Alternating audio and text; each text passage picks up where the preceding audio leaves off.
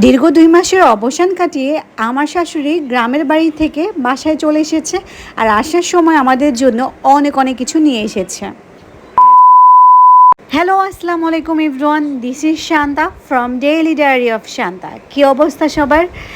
সবাইকে আমার নতুন আরেকটা ব্লগে ওয়েলকাম জানাচ্ছি। সো আজকে সকালবেলা ঘুম থেকে ওঠার পরপরই তোমাদের সাথে সাক্ষাৎ করতে চলে এসেছি। সো ঘুম থেকে উঠে হাঁটাহাঁটি করতে না করতেই দেখলাম যে কাজ করার জন্য খালা চলে এসেছে।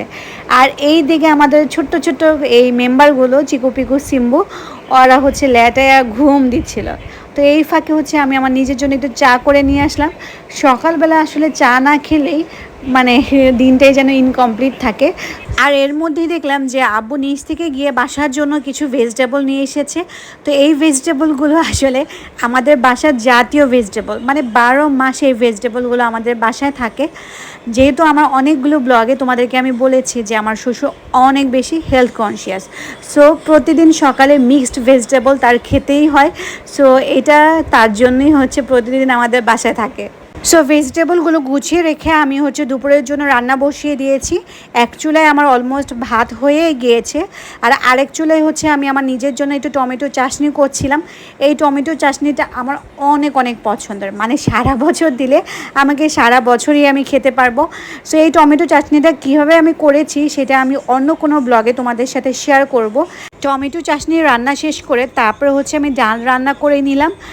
তো এটার কি রেসিপি দেখাবো, তোমরা আমার থেকে অনেক ভালো রান্না করতে পারো। আই থিঙ্ক আমি তেমন একটা ভালো রান্না টান্না করতে পারি না, বাট চেষ্টা করছি ভালো একটা রাঁধুনি হয়ে ওঠার। সো দেখা যাক কি হয়। তো এর ফাঁকে হচ্ছে কিছু ময়লা প্লেট বাটি ছিল, সো সেগুলো হচ্ছে আমি ওয়াশ করে নিলাম। তো আমি আমার সব প্লেট বাটি হচ্ছে একটা বড় ঝুড়ির মধ্যে রাখি, নিচে একটা ডিশ দিয়ে দিই। এতে করে হচ্ছে প্লেট বাটির মধ্যে যে পানিটা থাকে সেই পানিটা ডিশের মধ্যে পড়ে যায়, পরে হচ্ছে আমি সেই পানিটা ফেলে দিই। সো এদিকে হচ্ছে আমার ভাতও হয়ে গেছে, এখনও হচ্ছে আমি মারটা গেলে নিব। তো দেখতেই পাচ্ছ আমার আসলে সবগুলো জিনিসই অনেক বেশি নষ্ট হয়ে গেছে ইউজ করতে করতে। সো অনেক কিছুই হচ্ছে বাসার জন্য কিনতে হবে। তো আমরা হচ্ছে রিসেন্টলি বাসা চেঞ্জ করার একটু চিন্তা ভাবনা করছিলাম, যদি হচ্ছে নতুন বাসাতে উঠি তখন হয়তো বা নতুন করে অনেক কিছুই কেনাকাটা করা হবে। সেই জন্য আসলে আমরা সব কিছু এখন কেনাকাটা করছি না। সো ভাতটা মার গেলে ফেললাম। এখন হচ্ছে আমি চিন্তা করলাম যে শুধুমাত্র ডাল আর চাটনি দিয়ে তো খাওয়া যাবে না, তো সাথে একটু কাবাব করি। যেহেতু কাবাবটা হচ্ছে রাহাত এবং সাদিয়া এবং আমার তিনজনেরই অনেক অনেক পছন্দের, আর ডাল দিয়ে কাবাব দিয়ে খেতে কিন্তু অনেক বেশি মজা লাগে। সো তার জন্য হচ্ছে আমি একটা ডিম নিয়ে নিয়েছি, আর ডিমটাকে আমি হচ্ছে এখন ভালো করে ফাটিয়ে নিব। সো বাসার মধ্যে হচ্ছে আমি কাবাবের যে ডোটা থাকে সব সময় আমাদের বাসায় বানানো থাকে, কারণ যেহেতু কাবাব আমরা সবাই অনেক বেশি পছন্দ করি। সো কাবাবের যে ব্যাটারটা আছে সেটা আসলে কিভাবে বানাতে হয় সেটা আমি আমার অন্য কোনো ব্লগে অবশ্যই তোমাদের সাথে শেয়ার করব, এখনও পর্যন্ত শেয়ার করা হয়নি। সো ইনশাল্লাহ সামনের ব্লগে অবশ্যই তোমাদের সাথে শেয়ার করব। সো আমি ফ্রিজ থেকে বের করে ওইটা রেখে দিয়েছিলাম, তো ওইটা আমার অলরেডি নর্মাল হয়ে গেছে। সো এখন হচ্ছে আমি চুলাতে প্যানটা বসিয়ে দিব। তো এইটার মধ্যেই হচ্ছে আমরা সবসময় ভাজা পোড়া সব কিছু করে থাকি।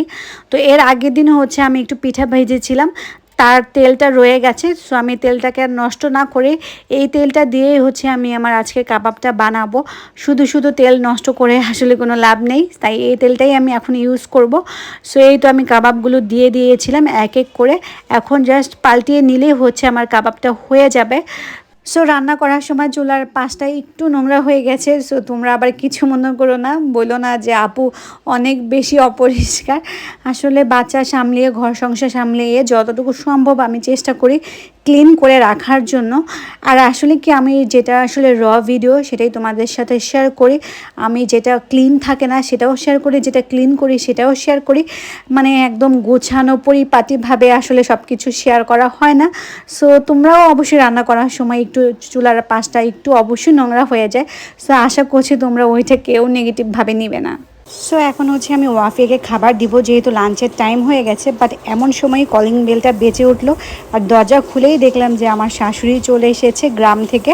সো দীর্ঘ 2 মাস পর সে গ্রাম থেকে আসছে, মানে গ্রামে গেলে আর আসতেই চায় না।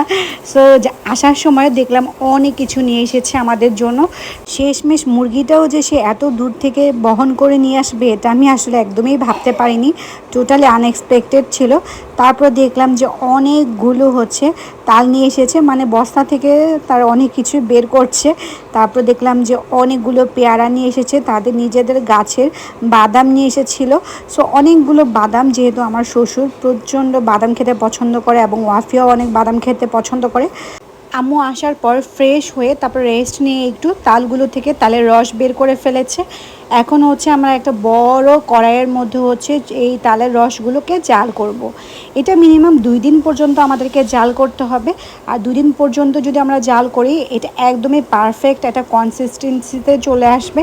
আর তখন এটা দিয়ে পিঠা বানিয়ে খেতে অনেক মজা হয়ে থাকে।